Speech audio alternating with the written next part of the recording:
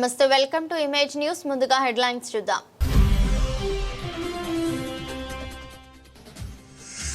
రాయవరంలో ICDS ఆధ్వర్యంలో సామూహిక సీమంతాలు. ఆరోగ్యవంతమైన శిశువులకు జన్మనివ్వాలన్న ఎమ్మెల్యే వేగుల్లా.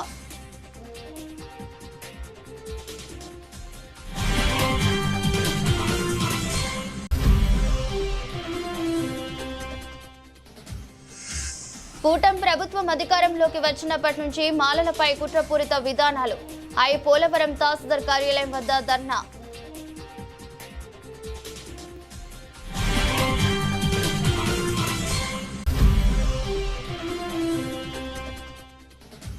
తెలుగుదేశం నాయకులు అరాచకాలకు మూల్యం చెల్లించుకోక తప్పదు. టీడీపీపై మండిపడ్డ వైఎస్ఆర్ కాంగ్రెస్ పార్టీ గూడూరు నియోజకవర్గ సమన్వయకర్త MLC Muralidhar.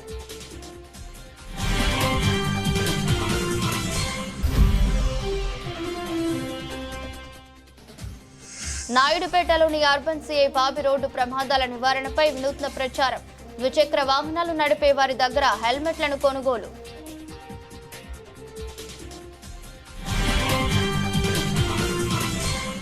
Doctor BR Ambedkar Konaseema జిల్లా రాయవరం మండలం పౌష్టికాహార మాసోత్సవాల్లో భాగంగా మండల కేంద్రమైన రాయవరంలో ఐసీడీఎస్ ఆధ్వర్యంలో సామూహిక సీమంతాలు నిర్వహించారు. కార్యక్రమానికి రాష్ట్ర అంచనాల committee chairman Mandapeta MLA Vegulla Jogeswara Rao ముఖ్య అతిథిగా పాల్గొని మాట్లాడుతూ మాతృత్వం మహోన్నతమైనదని, గర్భవతులు పౌష్టికాహారం తీసుకుని పరిపూర్ణ ఆరోగ్యవంతమైన శిశువులకు జన్మనివ్వాలన్నారు. తద్వారా ఆరోగ్యవంతమైన సమాజం ఏర్పడుతుందని ఆకాంక్షించారు. అనంతరం టీడీపీ సీనియర్ నాయకుడు, గ్రామ అభివృద్ధి కమిటీ చైర్మన్ ఉండవల్లి రాంబాబు సౌజన్యంతో మండలంలోని వివిధ గ్రామాలకు చెందిన సుమారు 25 మంది బాలింతలకు సీమంతాలు నిర్వహించారు.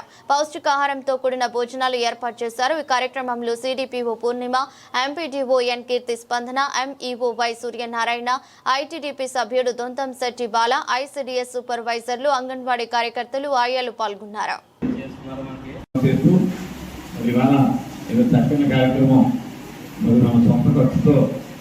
ఏర్పాటు చేసినటువంటి రాంబాబు గారికి ఈ సభాముఖంగా ధన్యవాదాలు తెలియజేస్తూ, అమ్మాప్పుడు మీరు ఖచ్చితంగా డాక్టర్ గారి దగ్గరికి మనం చెప్పినట్టు సలహాలు వినాలి. ఇంకేంటంటే వెనకటి రోజులు వేరు. వెనకటి రోజుల్లో మనం మన గంపుడు బియ్యం కానీ, లేకపోతే మనం రోకలే, లేకపోతే తిరగలే, ఇంట్లో కూడా చేటతోటి బియ్యం పెరుక్కోవడం, అంటే అదన్నీ కూడా ఎక్సర్సైజ్ రకంగా అవన్నీ పోయినాయి కాబట్టి ఖచ్చితంగా మనకు కొంత వ్యాయామం కావాలి. కాబట్టి ఇప్పుడు మనకి వాళ్ళ ఏదైతే అధికారులు చెప్తా ఉన్నారో వాళ్ళ యొక్క సూచనల మేరకి ఖచ్చితంగా మనం పాటించి మరి ఒక రకంగా అయితే ఈ మాతృత్వం అనేది తిరిగి మళ్ళా పునరుద్ధరణగా పెద్ద చెప్తూ ఉంటారు. అటువంటి మహత్తరమైన అవకాశం మరి కలిగిన మీ అందరికీ కూడా మరి జాగ్రత్తగా మన అధికారులు చెప్పినటువంటి సూచనల్ని పాటిస్తూ మరి మీరు చక్కని బిడ్డలు కానీ మన రాష్ట్రం, దేశం మరింత డెవలప్ అవ్వడానికి చిన్నప్పటి నుంచి మీరే వాళ్ళకి పాఠం చెప్పాలి. ఇంకేంటంటే ఇవాళ అంతా కూడా హై టెక్నాలజీలో ముందుకు పరిగెడుతూ ఉన్నారు. వెనకటి రోజులు అయితే ఆ తల్లి మొట్టమొదటి మరి అటువంటి ప్రోత్సాహాన్ని మీ అందరూ తీసుకోవాలని చెప్పి మీ అందరికీ సభని విజ్ఞప్తి చేస్తూ అందరికీ నమస్కారం. జై హింద్.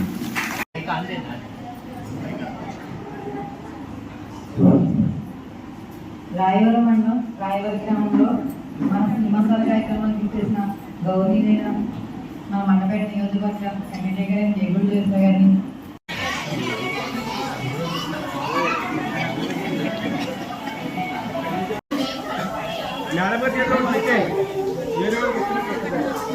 అది బాగుంటుంది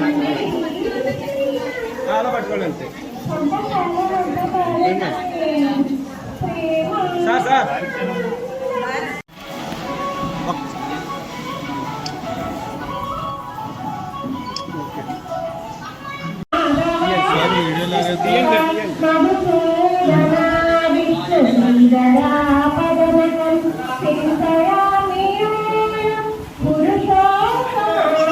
డాక్టర్ బిఆర్ అంబేద్కర్ కోనసీమ జిల్లా పోలవరం మండలం మాల మహానాడు ఆధ్వర్యంలో ఇటీవల ప్రభుత్వం పంపిణీ చేసిన స్మార్ట్ రేషన్ కార్డుల్లో డాక్టర్ బిఆర్ అంబేద్కర్ కోనసీమ జిల్లాకి బదులు తూర్పు గోదావరి జిల్లాని ముద్రించిన నిరసిస్తూ పోలవరం తహసీల్దార్ కార్యాలయం వద్ద ధర్నా నిర్వహించారు.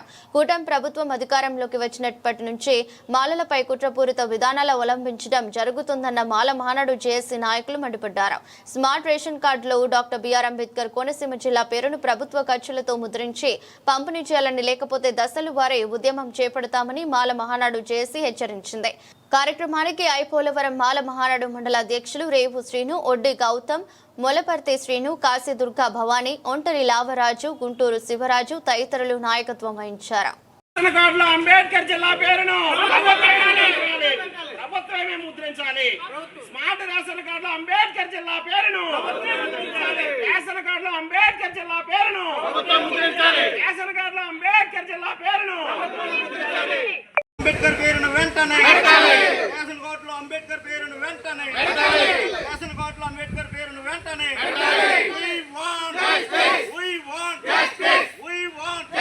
దళితుల ఐక్యత, దళితుల ఐక్యత, దళితుల ఐక్యత. ఏదైతే ఎన్నో కష్ట నష్టాలు కూర్చి గత ప్రభుత్వం మన ఈ జిల్లాకి డాక్టర్ బిఆర్ అంబేద్కర్ కోనసీమ జిల్లా అని పేరు తేవడం జరిగింది. కుట్రపూరితంగా ఇప్పుడు ప్రభుత్వం ఆ పేరుని తొలగించి స్మార్ట్ రేషన్ కార్డులో పేరు లేకుండా చేసి ఈస్ట్ గోదావరి అని పేరు తేవడం జరిగింది.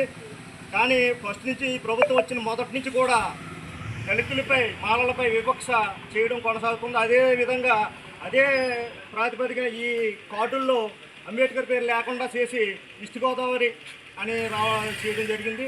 అంతేకాకుండా కొంతమంది ఆగతాయిలు బాబు సీమ, కళ్యాణ్ సీమ అని చెప్పినా కానీ ప్రభుత్వానికి మేము ఎన్నోసార్లు ప్రభుత్వ దృష్టికి కంప్లైంట్ ఇచ్చినా కానీ ఇప్పటివరకు ఎవరు పట్టించుకోవట్లేదు. ఇది చాలా కుట్రపూరితంగా ఈ ప్రభుత్వం వ్యవహరిస్తుంది. కాబట్టి దీని మీద చర్యలు తీసుకుని ఈ స్మార్ట్ రేషన్ కార్డుల మీద వెంటనే డాక్టర్ బిఆర్ అంబేద్కర్ కోనసీమ జిల్లా అని ముద్రించాలని ఈ సందర్భంగా తెలియజేసుకుంటున్నాం. లేకపోతే మాల మహానాడు ఉద్యమాన్ని ఉధృతం చేస్తుందని ఈ సందర్భంగా తెలియజేస్తున్నాం. జై భీమ్, జై మాల మహానాడు. రెడ్ బుక్ రాజ్యాంగాన్ని ఆచరిస్తున్న తెలుగుదేశం నాయకులు అరాచకాలను ప్రజలు గమనిస్తూనే ఉన్నారని, అందుకు తగిన మూల్యం చెల్లించుకోక తప్పదని వైఎస్ఆర్ కాంగ్రెస్ పార్టీ గూడూరు నియోజకవర్గ సమన్వయకర్త ఎమ్మెల్సీ మురళీధర్ టీడీపీపై మండిపడ్డారు. కోట మండలం కర్లపూడి గ్రామంలోని వైకాపా కోట మండల ప్రధాన కార్యదర్శి పాముల సురేంద్రకు అండగా నిలిచేందుకు గ్రామానికి వచ్చిన వైకాపా నాయకులు పాముల సురేంద్రను కలిశారు. సురేంద్రకు చెందిన ఇంటి ప్రహారీ గోడను స్థానిక టీడీపీ నాయకులు అండతో దౌర్జన్యంగా కూల్చి నేలమట్టం చేయడాన్ని ఎమ్మెల్సీ మేరిగా మురళీధర్ పరిశీలించారు. గోడ కూల్చడంపై వివరాలను అడిగి తెలుసుకున్నారు. ఈ సందర్భంగా ఎమ్మెల్సీ మాట్లాడుతూ టీడీపీ నాయకుల దౌర్జన్యాలు రోజురోజుకి పెరిగిపోతున్నాయన్నారు. అన్నిటినీ ప్రజలు గమనిస్తున్నారు. సరైన సమయం వచ్చాక ప్రజలే నిర్ణయం తీసుకుంటారన్నారు. పాముల సురేంద్రకు వైఎస్ఆర్ కాంగ్రెస్ పార్టీ అండగా ఉంటుందన్నారు. ఎమ్మెల్సీ వెంట మండల పార్టీ అధ్యక్షులు పలగాటి సంపత్ కుమార్ రెడ్డి, సన్నారెడ్డి, చెంచు రాఘవరెడ్డి, పెల్లూరు కోటేశ్వరరావు, ఉలస కస్తూరయ్య యాదవ్, వాయుగుండ్ల నాగరాజు, రాజారాంరెడ్డి, తన్నమాల కోటారెడ్డి, సుంకర నాగూరు యాదవ్, మంగమూరు సుబ్రహ్మణ్యం, కనుపూరు జగదీష్, శశిధర్ రెడ్డి, ముని కుమార్, భాస్కర్, శివశంకర్, పాండు, స్వరూప్, రాయపు రవీంద్ర, కర్లపూడి బుజ్జయ్య, వైఎస్ఆర్ కాంగ్రెస్ పార్టీ నాయకులు, కార్యకర్తలు ఉన్నారు.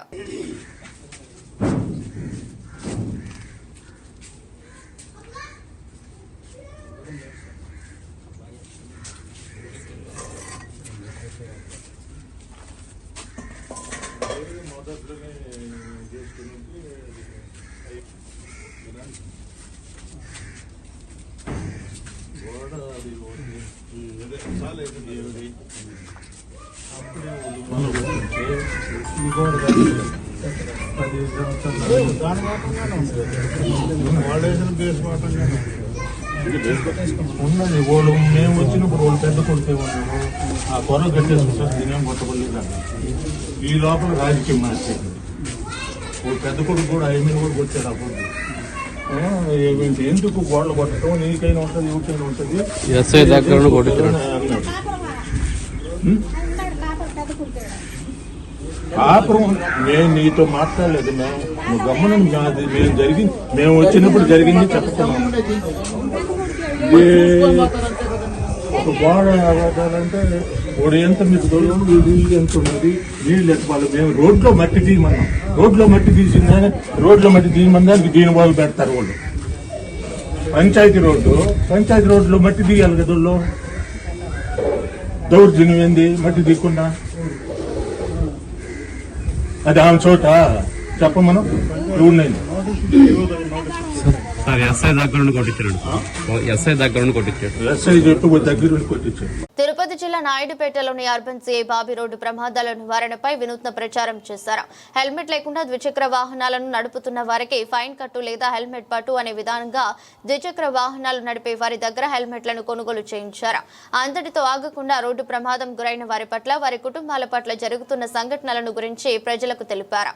ద్విచక్ర వాహనం నడిపేవారు నిర్లక్ష్యంగా వాహనాలు నడిపి ప్రమాదాల గురి కాకూడదని, ముఖ్యంగా మేనకూరు సేస్కు వెళ్లే కార్మికులు చుట్టుపక్కల ప్రాంతాల నుండి వెళ్లే వారిని వారు జాగ్రత్తగా గమ్యాన్ని చేరుకోవాలని ఆయన తెలియజేశారు.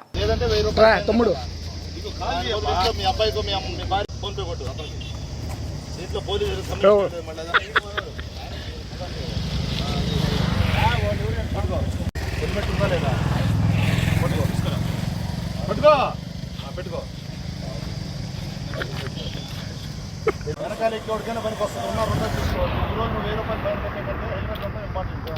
అది ప్రాణం ముఖ్యం. బాబు నువ్వు తీసుకోవాలా హెల్మెట్? హెల్మెట్ లేకపోతే ఫైన్ కట్టారా? హెల్మెట్ లేదు కదా, పక్కనోడికి ఇన్స్పిరేషన్ కదా. హెల్మెట్ పెట్టుకోవాలా? ఇదే ప్లేస్లో కనీసం హెల్మెట్ ఉంటే చూడు, కాలు చేయి ఇరిగినప్పుడు హెల్మెట్ కంపల్సరీ పెట్టుకోవాలి. హెల్మెట్ లేకపోతే 1000 రూపాయలు ఫైన్, లేదంటే హెల్మెట్ కొనుక్కోండి. అక్కడ అతను హెల్మెట్లు అమ్ముతా ఉన్నాడు, హెల్మెట్ కొనుక్కోండి. 1000 రూపాయలు ఫైన్ అన్న కట్టుకో, లేదు హెల్మెట్ కొనుక్కో. అది అతను అమ్ముతున్నాడు, అతని దగ్గర తీసుకో. హెల్మెట్ తీసుకో, మంచిదే మనకేనే హెల్మెట్. భవన్ నిర్మాణ సంక్షేమ బోర్డును పునరుద్ధరించాలని, భవన్ నిర్మాణ కార్మికుల సంక్షేమమే లక్ష్యమని సిపిఐ జిల్లా కార్యవర్గ సభ్యులు ప్రభాకర్, ఏఐటియుసి నియోజకవర్గ కార్యదర్శి నారాయణ తెలిపారు. గూడూరు పట్టణంలోని సబ్ కలెక్టర్ కార్యాలయం ఎదుట భవన్ నిర్మాణ కార్మిక సంఘం ఆధ్వర్యంలో ధర్నా చేపట్టారు. ఈ సందర్భంగా సిపిఐ జిల్లా కార్యవర్గ సభ్యులు ప్రభాకర్, ఏఐటియుసి నియోజకవర్గ కార్యదర్శి నారాయణ మాట్లాడుతూ, రాష్ట్రంలో గతంలో తెలుగుదేశం పార్టీ ప్రభుత్వం, వైసీపీ ప్రభుత్వాలు భవన్ నిర్మాణ కార్మిక సంక్షేమ బోర్డులోని నిధులను ఇతర అవసరాలకు మళ్లించి వాడుకున్నారని ఎద్దేవా చేశారు. భవన్ నిర్మాణ కార్మిక సంక్షేమ చట్టాన్ని నిర్వీర్యం చేశారని పేర్కొన్నారు. భవన్ నిర్మాణ కార్మికుల సమస్యలు పరిష్కారం కాలేదని, 40,000కు పైగా రాష్ట్రంలో పెండింగ్ క్లైములు పరిష్కారానికి నోచుకోకుండా ఉందని తెలిపారు. కూటమి ప్రభుత్వం ఇచ్చిన హామీ మేరకు భవన్ నిర్మాణ కార్మిక సంక్షేమ చట్టాన్ని తిరిగి పునరుద్ధరించాలని తెలిపారు. కార్యక్రమంలో గూడూరు భవన్ నిర్మాణ కార్మిక సంఘం నాయకులు మీరాబాయ్, సిపిఐ నియోజకవర్గ కార్యదర్శి శశికుమార్, చిల్లకూరు మండల కార్యదర్శి రమేష్, సునీల్, వెంకటయ్య, మస్తాన్, రవీంద్ర, దస్తాగిరి, జీలానే, బాలా, పురుషోత్తం, మణి, వెంకటేష్, కరీముల్లా, మాబాషా, చిన్న తదితరులు పాల్గొన్నారు. AP building contract workers union రాష్ట్ర సమితి పిలుపు మేరకు వీళ్ళకి ఉన్నటువంటి సంక్షేమ బోర్డుని పునరుద్ధరించాలని, అదేవిధంగా 50 సంవత్సరాల పైబడిన వర్కర్లందరికీ పెన్షన్ ఇవ్వాలని చెప్పి ఈరోజు వివిధ సమస్యల మీద ఈరోజు ఏఐటీసీ బిల్డింగ్ వర్కర్స్ యూనియన్ ఆధ్వర్యంలో గూడూరు సబ్ కలెక్టర్ కార్యాలయం ముందు నిరసన తెలియజేయడం జరిగింది. ఈరోజు రాష్ట్ర ప్రభుత్వం ఈ రాష్ట్రం ఎంత డెవలప్ కావాలన్నా, లేదంటే ఈ దేశం ఎంత డెవలప్ కావాలన్నా, నగరాలు సిటీలు డెవలప్ కావాలన్నా ముందుగా ఈ బిల్డింగ్ వర్కర్స్ ఏ బిల్డింగ్ అయినా కడితే కూడా అది డెవలప్ అవుతాయి, సుందర వనాలుగా, సుందర నగరాలుగా డెవలప్ అవుతాయి. అటువంటి వర్కర్లు ఈరోజు వీళ్ళకి సెస్ రూపంలో 100 కోట్ల రూపాయలు సెస్ బోర్డులు ఉన్నాయి. కానీ ఈ సెస్ బోర్డు లాస్ట్ గవర్నమెంట్ అంతా కూడా డైవర్ట్ చేసి అమ్మఒడి కిందనో ఇంకొక రకాలుగా అనేక రకాల పథకాల కింద ఈ అమౌంట్ అంతా వాడుకొని ఈరోజు వీళ్ళకి ఎక్కడన్నా ప్రమాద శాతం ఏమైనా జరిగిన అనేక రకాల క్లైమ్స్ ఉన్నాయి. ఈ క్లైమ్స్ సంక్షేమ బోర్డు వల్ల వీళ్ళకి 10 రూపాయలు డబ్బులు వస్తాయి. అదే ఈ సంక్షేమ బోర్డులో ఉన్నటువంటి వాళ్ళందరూ కూడా చనిపోతే దాదాపు లక్షల రూపాయలు వస్తాయి. అదే వాళ్ళ చదువులకు వస్తాయి. అదేవిధంగా వాళ్ళ పిల్లలు బాలింతలు అయితే వాళ్ళకు డబ్బులు వస్తాయి. ఆ రకంగా ఉన్న సంక్షేమ బోర్డుని లాస్ట్ గవర్నమెంట్ నిర్వీర్యం చేసింది. ఇప్పుడున్న గవర్నమెంట్ ఆ సంక్షేమ బోర్డుని ఎన్నికల హామీలో భాగంగా పునరుద్ధరించాలని చెప్పారు. దానికి చైర్మన్ అనౌన్స్ చేశారు. కానీ దానికి కౌన్సిల్ ఏర్పాటు చేయలేదు. దానికి సభ్యులందరూ ఏర్పాటు చేయకుండా, దానికి నిధిని ఏర్పాటు చేయకుండా ఇంకా అలసత్వం వహిస్తున్నారు. ఇకనైనా కానీ కూటమి ప్రభుత్వం ఎన్నికలు వచ్చిన హామీల ప్రకారం వాళ్ళ సంక్షేమ బోర్డు ఫుల్ ఫ్లెడ్జ్గా ఏర్పాటు చేసి వీళ్ళు కడుతున్నటువంటి సెస్సులు కానీ వీళ్ళు కడుతున్న అమౌంట్లు కానీ వీళ్ళు కడుతున్నటువంటి రాష్ట్ర వ్యాప్తంగా 36,000 క్లైములు ఈరోజు బిల్డింగ్ వర్కర్స్ ఉన్నాయి. ఈ క్లైములన్నింటినీ కూడా వెంటనే కంప్లీట్ చేసి వీళ్ళకి రావాల్సినటువంటి బకాయిలన్నింటినీ కూడా రాష్ట్ర ప్రభుత్వం అదే సెంట్రల్ గవర్నమెంట్కి తక్షణం దృష్టి పెట్టి వీటి మీద కూడా దృష్టి పెట్టి వీళ్ళకి రావాల్సిన క్లైములన్నీ కూడా ఏర్పాటు చేయాలని చెప్పి బిల్డింగ్ వర్కర్స్ని కోరుతున్నాం. సోదరులారా, ఈరోజు రాష్ట్ర వ్యాప్తంగా కూడా భవన నిర్మాణ కార్మికుల సమస్యలపైన ఈరోజు అనేక నిరసన కార్యక్రమాలను తీసుకొని పనిచేస్తూ ఉన్నారు. ఈరోజు ఈ భవన నిర్మాణ కార్మికులు మనం చూస్తున్నాం, పెద్ద పెద్ద బిల్డింగుల్లో కూడా వాళ్ళ పని విధానంలో అనేక మంది అనేక విధాలుగా ప్రమాదాలకు గురవుతూ ఉన్నారు. కొంతమందికి కాళ్ళు చేతులు కూడా కొన్ని ఇబ్బందులు పడుతూ ఉన్నారు, కొన్ని ప్రాణాలే పోతున్నాయి. అలాంటి సందర్భాల్లో మనం అందరం కూడా ఇక్కడ దీనికి సంబంధించినటువంటి ప్రభుత్వం గతంలో అనేక పోరాటాలు చేసిన తర్వాత భవన నిర్మాణ కార్మికులకి ప్రభుత్వాన్ని ఒక సంక్షేమ బోర్డు ఏర్పాటు చేయమని చెప్పిన తర్వాత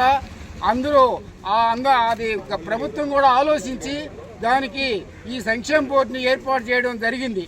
ఆ సంక్షేమ బోర్డులో వీళ్ళు పనిచేస్తున్నటువంటి దానిలో భాగంగానే కొంత సెషన్ దానికి పెట్టి అనేక విధాలుగా అక్కడ నిధులు కూడబెడితే ఈ రోజు ఏంటంటే కొన్ని వేల కోట్ల రూపాయలు అక్కడ పోగైంది. అయితే గత గవర్నమెంట్ కానీ ఈ గవర్నమెంట్ గతంలో ఉన్నప్పుడు కానీ వీటిని ఏంటంటే ఈ డబ్బుల్ని తీసి వాళ్ళు వేరే వాటి ఖర్చు పెట్టడం వల్ల ఇక్కడ ఉన్నటువంటి ప్రమాదాలకు గురైనటువంటి వాళ్ళకి ఈ సంక్షేమ బోర్డు నుంచి వచ్చేది ఏవి కూడా రాలా.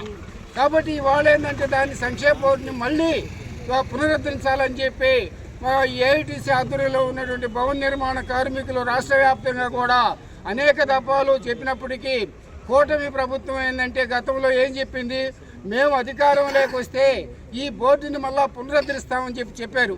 కాబట్టి ఇవాళ ఆ కూటమి ప్రభుత్వం అధికారంలోకి వచ్చి రెండు సంవత్సరాలు పూర్తిగా వస్తూ ఉంది. అయినా కూడా ఈ రోజుకి కూడా ఏంటంటే దాని జోలికి పోలా. మళ్ళా దీనిలో ఉన్న నిధుల్ని మళ్ళీ ఈ మధ్యకాలంలో కొంత తీయడం మొదలుపెట్టారు. కాబట్టి ఈ సంక్షేమ బోర్డుని మళ్ళా పునరుద్ధరించేదానికి కూటమి ప్రభుత్వం చర్య తీసుకొని వెంటనే పునరుద్ధరించాలని చెప్పి గతంలో బకాయిలు పడినటువంటి వాళ్ళు అనేక మంది ప్రమాదాలకు గురైనటువంటి వాళ్ళందరికీ కూడా బకాయిలు ఇవ్వాలి.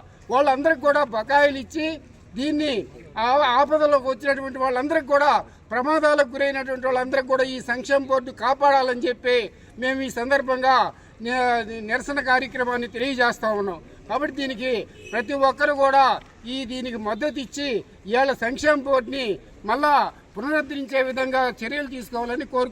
తిరుపతి జిల్లా చిల్లకూరు మండలం మోమిడి గ్రామంలోనే వైఎస్ఆర్ కాంగ్రెస్ పార్టీ నాయకుడు వేమారెడ్డి కుమారస్వామి రెడ్డిని మాజీ మంత్రి వైకాపా నెల్లూరు జిల్లా అధ్యక్షుడు కాకాని గోవర్ధన్ రెడ్డితో పాటు పలువురు నాయకులు పరామర్శించారు. ఈ సందర్భంగా ఆయన మాట్లాడుతూ వైసీపీని దెబ్బతీసేందుకు నాయకులపై అక్రమ కేసులు పెడుతున్నారని, అందులో భాగంగానే కుమారస్వామి రెడ్డి కుటుంబంపై కక్ష సాధింపు చేస్తున్నారన్నారు. వైఎస్ జగన్ పర్యటన సందర్భంగా నల్లపరెడ్డి ప్రసన్న కుమార్ రెడ్డిపై అక్రమ కేసులు నమోదు చేశారని, వేమారెడ్డి కుటుంబం జిల్లాలో హుందా రాజకీయాలు చేస్తున్నారని గుర్తు చేశారు. కుమారస్వామి రెడ్డితో పాటు ఆయన అతని తల్లిపై కూడా అక్రమ కేసు బనాయించడం దారుణమన్నారు. పోలీసులు న్యాయంగా వ్యవహరించాలన్నారు. పోలీసు వ్యవస్థ ప్రజలను రక్షించడానికి మాత్రమే ఉండాలని, పోలీసులు ఇప్పుడు పాపాలు చేస్తే మేము అధికారంలోకి వచ్చాక అవే మీకు శాపాలుగా మారుతాయని హెచ్చరించారు. చిల్లకూరు ఎస్ఐ పనితీరు బాగాలేదని పద్ధతి మార్చుకోవాలని సూచించారు. 2029లో వైసీపీ అధికారంలోకి రావటం తథ్యమని, జగన్ 2.0ను ఖచ్చితంగా చూస్తారన్నారు. ఈ కార్యక్రమంలో మాజీ మంత్రి నల్లపరెడ్డి ప్రసన్న కుమార్ రెడ్డి, ఎమ్మెల్సీలు మేరిగా మురళీధర్, పర్వతరెడ్డి చంద్రశేఖర్ రెడ్డి, మాజీ ఎమ్మెల్యే కిలివేటి సంజీవయ్య, నాయకులు యద్దల మధుసూదన్ రెడ్డి, నందవరం సుబ్బారావు పాల్గొన్నారు. ఏమి జరిగింది అని చెప్పి తెలుసుకోవడానికి ప్రయత్నం చేస్తే ఒక పూర్తిగా ఏమాత్రం సంబంధం లేనటువంటి అక్రమ కేసుని ఈరోజు పోలీసులు బనాయించారు. కేవలం ఒక వ్యక్తి ఫోన్లో మాట్లాడితే వాళ్ళు అక్కడ గొడవ జరగని దాన్ని జరిగినట్టుగా చిత్రీకరించి సృష్టించి వాళ్ళ దగ్గర నుంచి ఫిర్యాదు చేయించి అసలు ఎక్కడా కూడా డాక్టర్లకు సంబంధించినటువంటి దాంట్లో దాన్ని ధృవీకరించలేదు, ఏమీ లేదు. అయినా సరే ట్రెస్పాస్ అయినారు, ఎండలోకి దూరి కొట్టినారు అని చెప్పి 10 ఏళ్ల జైలు శిక్ష ఉండేటువంటి సెక్షన్లు ఎంపిక చేసుకుని దానికి అనుగుణంగా ఫిర్యాదు దగ్గర ఫిర్యాదు తీసుకుని సంబంధం లేనటువంటి వ్యక్తుల్ని ఈరోజు చేర్చడం, దానికి పరాకాష్ట సోదరుడు కుమారస్వామి రెడ్డిని అమ్మని చేర్చడం అనేటువంటిది ఇది దుర్మార్గం అనేటువంటి విషయం. కుటుంబ నేపథ్యం పెద్దాయన వేమారెడ్డి రామచంద్రారెడ్డి గారు అంటే ఈ జిల్లాలోనే ఒక సింహంలాగా బ్రతికినటువంటి కుటుంబం.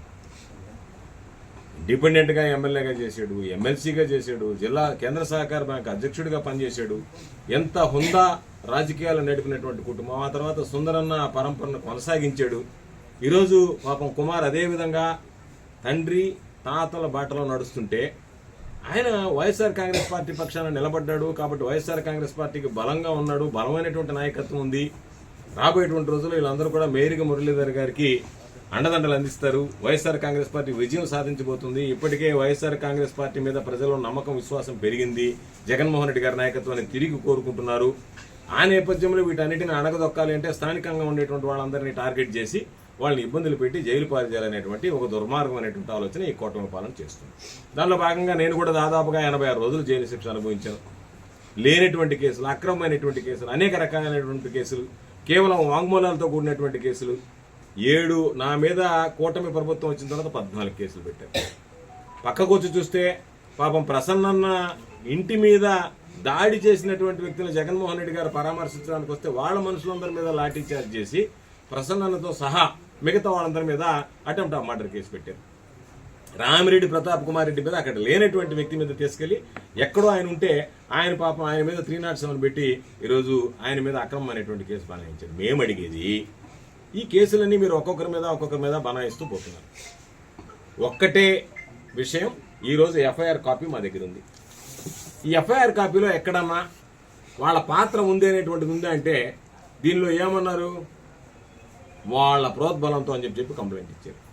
ప్రోద్బలం అని చెప్పి పోలీసు ఏ విధంగా అనాలి, ఆధారం ఏంటంటే వాళ్ళు ఫోన్ చేశారు. ఎవడైనా ఒక కార్యకర్తని వీళ్ళు పోయి దాడి చేయబోతే, కొట్టబోతే, ఆ బోటుకు సంబంధించినటువంటి రిజిస్ట్రేషన్ సమస్య వస్తే వాళ్ళు సాధారణంగా ఈ విధంగా మా మీద దాడి చేయడానికి వస్తున్నారని చెప్పి ఫోన్ చేసినా సరే మీరిద్దరు కలిసి వాళ్ళ మీదకి దాడి చేయబోయారని చెప్పి ఒక అక్రమ కేసు నమోదు చేసి కనీసం విఘ్నత లేకుండా, సంస్కారం లేకుండా, సభ్యత లేకుండా అవమానపరిచేటువంటి విధంగా ఈరోజు కుమార్ని జైలుకు పంపించడం, అమ్మ శారదమ్మ గారిని ఈ కేసులో 8గా 8వ ముద్దాయిగా చేర్చడం, కుమార్ని 7వ ముద్దాయిగా చేర్చడం. అంటే ఈ కుటుంబం మీద ఒక కక్ష సాధింపు అనేటువంటిది మీరు ప్రయత్నం చేస్తే ఆ కుటుంబానికి సంబంధించినటువంటి రాజకీయాలకు అతీతంగా ప్రేమించేటువంటి వ్యక్తులు, అభిమానించేటువంటి వ్యక్తులు ఎంత చీకొడుతున్నారనేటువంటిది ఈ రాజకీయాల్లో ఉండేటువంటి వాళ్ళు, శాసనసభ్యులు అర్థం చేసుకోవాల్సినటువంటి పరిస్థితి. ఈరోజు మేము స్పష్టంగా చెప్తున్నాం, పాపం అధికారం ఉంది కదా అని విర్రవీగుతున్నారు. చిల్లకూరు ఎస్ఐకి ఒకటే చెప్తున్నాం, గుర్తుంచుకోండి. మీరు న్యాయంగా పెడితే, ఎందుకంటే నేను ఏదన్నా మాట్లాడితే దాన్ని హైకోర్టులో కూడా తీసుకుని చూపిస్తున్నారు, పోలీసులను బెదిరిస్తున్నారు. నేను పోలీసులను బెదిరించడంలా, పోలీసులను హెచ్చరిస్తున్నాం. ఏమని, మీరు న్యాయంగా వ్యవహరించండి. అన్యాయంగా మీరు వ్యవహరిస్తే దాని మూల్యం చెల్లించుకోవాల్సినటువంటి పరిస్థితి ఏర్పడుతుంది. వార్తలు ముగించే ముందు మరోసారి హెడ్లైన్స్.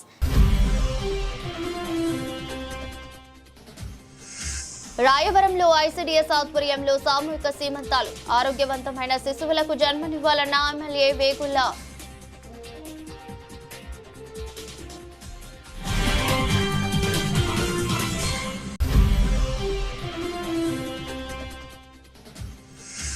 కూటమి ప్రభుత్వం అధికారంలోకి వచ్చినప్పటి నుంచి మాలలపై కుట్రపూరిత విధానాలు. పోలవరం తహసీల్దార్ కార్యాలయం వద్ద ధర్నా.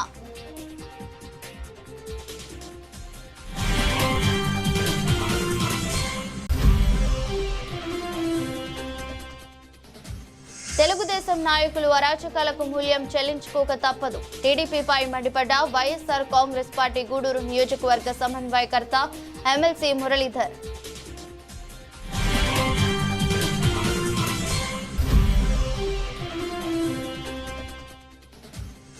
నాయుడుపేటలోని అర్బన్ సిఐ బాబి రోడ్డు ప్రమాదాల నివారణపై వినూత్న ప్రచారం.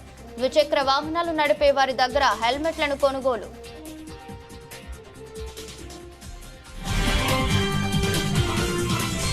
ఎదురొస్ట్ బులెటిన్ మరో బులెటిన్లో మళ్ళీ కలుద్దాం. అంతవరకు సెలవు, నమస్కారం.